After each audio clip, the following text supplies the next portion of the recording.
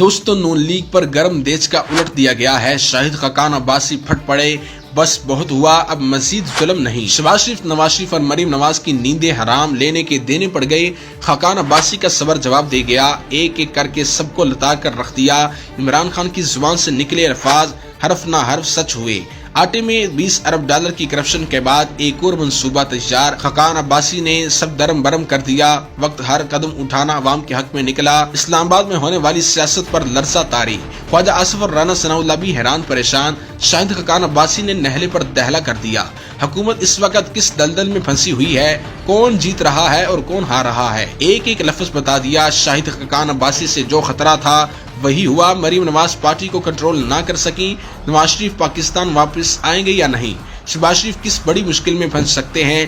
क्या शाहिद खाकान अब्बासी के ऐलान के बाद कोई बड़ी तब्दीली आने वाली है या खुद किसी तब्दीली की जानिब इशारा कर रहे हैं? इन तमाम सवालों के जवाब लेने के लिए आज के इस वीडियो को आखिर तक जरूर देखें। कमेंट बॉक्स में अपनी राय का इजहार करना और वीडियो को आगे शेयर करना मत भूलें।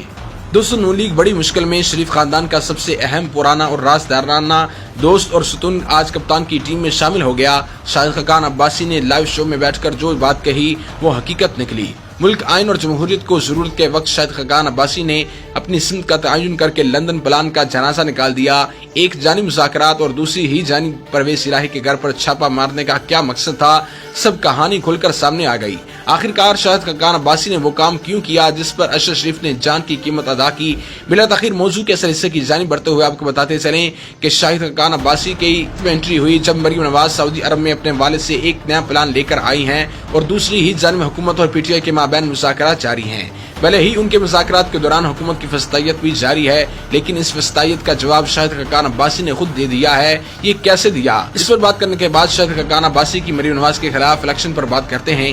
दोस्तों, पाकिस्तान मुस्लिम लीग नून के सीनियर रहनुमा और साबिक़ वज़ीर आज़म शाहिद खाकान अब्बासी ने कहा कि आज पार्लियामान में खुद मौजूद तमाम जमातें 10 रुकनी काबीना भी नहीं बना सकती और मौजूदा काबीना में सलाहियत नहीं कि मुल्की मसाइल को समझ सके और उन्हें हल कर सके।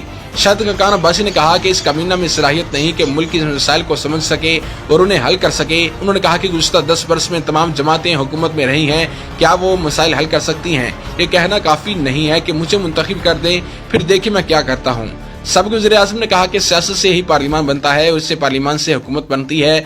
जो हुकूमत में जाएंगे वहीं से काबीना बनेगी और वज़ीर आज़म आएगा। शाहिद खाकान अब्बासी ने कहा कि इस वक्त पार्लियामान में 40% अरकान वो लोग हैं जिनकी सियासी जमात को भी उनकी सीटों पर ला सकती है। आज ये 10 रुकनी काबीना नहीं बना सकते जो मुल्क की मामलात को समझ सकते हों।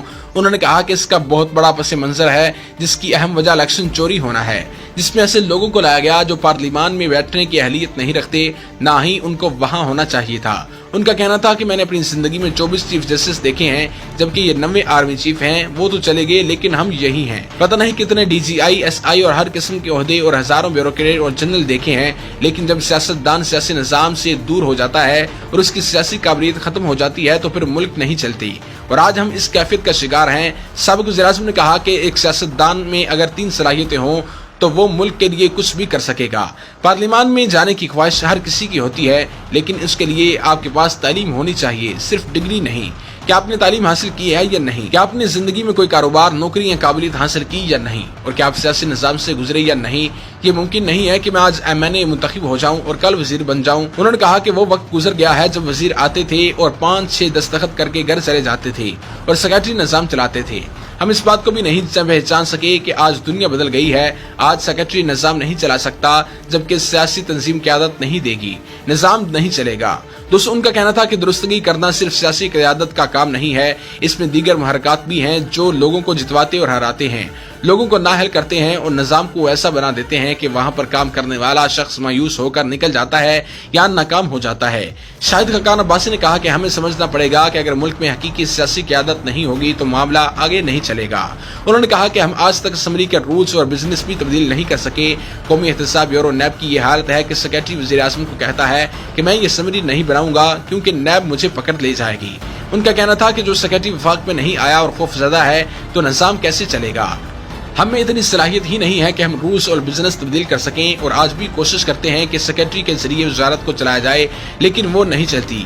हजारों अरब के फैसले नजर आते हैं लेकिन होते नहीं हैं। انہوں نے کہا کہ آج پنجاب کی حالت یہ ہے کہ ایک سیکرٹری اوسط 6 ماہ میں بھی مشکل سے گزارتا ہے. اسی طرح ڈپٹی کمشنر اور کمشنر 4-5 ماہ میں تبدیل ہو جاتے ہیں. یہ خرابیاں جب تک دور نہیں کریں گے نظام نہیں چل سکتا.